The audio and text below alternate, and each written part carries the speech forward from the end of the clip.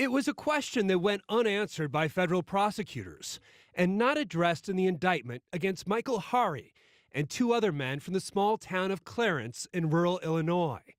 Why would they drive more than 500 miles overnight to throw a pipe bomb into a Minnesota mosque before the break of dawn?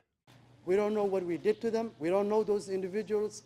Why did they target us? Community leaders believe they can connect the dots right back to their own neighbors. We believe it is possible that one of our neighbors of our communities may have put the target on this mosque. The neighbor they're talking about is a 57-year-old woman who leads a group called Friends of Smith Park, which is located right next to Dar Al Farooq Islamic Center.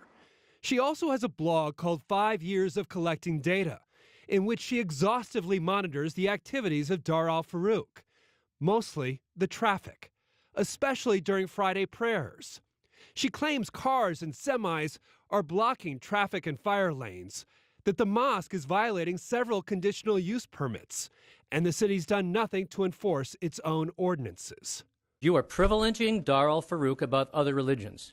Larry Frost is the attorney for the woman and Friends of Smith Park, who's argued their case before the Bloomington City Council. So for the Friends of Smith Park, this is all about the parking. It's not about the fact that this is a mosque or that they're Muslim. I made it clear when I took on this representation, I was not interested in getting involved in a religious war. It was about fair and equal treatment under the law and consistent enforcement of the city's ordinances. That's all it's about. Over the last few months, I've exchanged dozens of emails with the woman behind this blog. We're choosing at this point not to identify her. The thing is, there is nothing explicitly racist or Islamophobic about what she's written. It's mostly about parking and ordinance issues. The problem is that blog has been picked up by the alt-right media, and that is where all subtlety has gone out the window.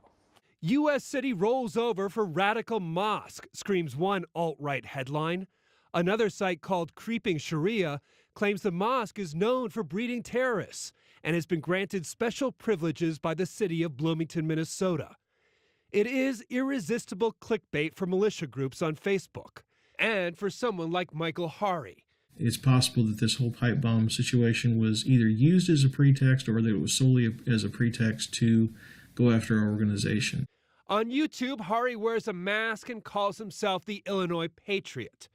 5 days ago, he posted this video ranting about the FBI investigation, claiming it was a witch hunt. You know, this is something we've had obviously no involvement with.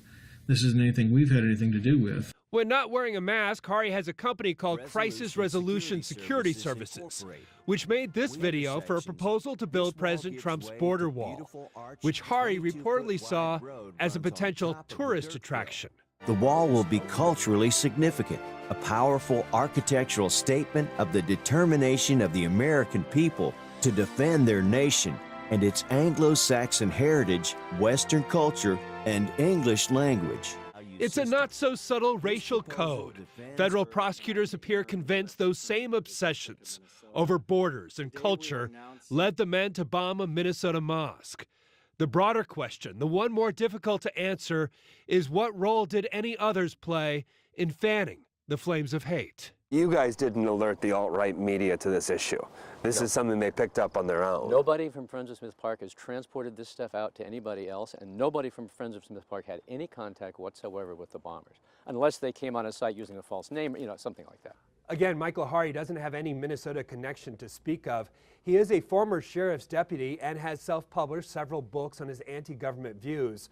Most interesting, several years ago he was featured on Dr. Phil after he abducted his daughters and fled to Belize during a child custody dispute. For the Fox 9 investigators, I'm Tom Lyden.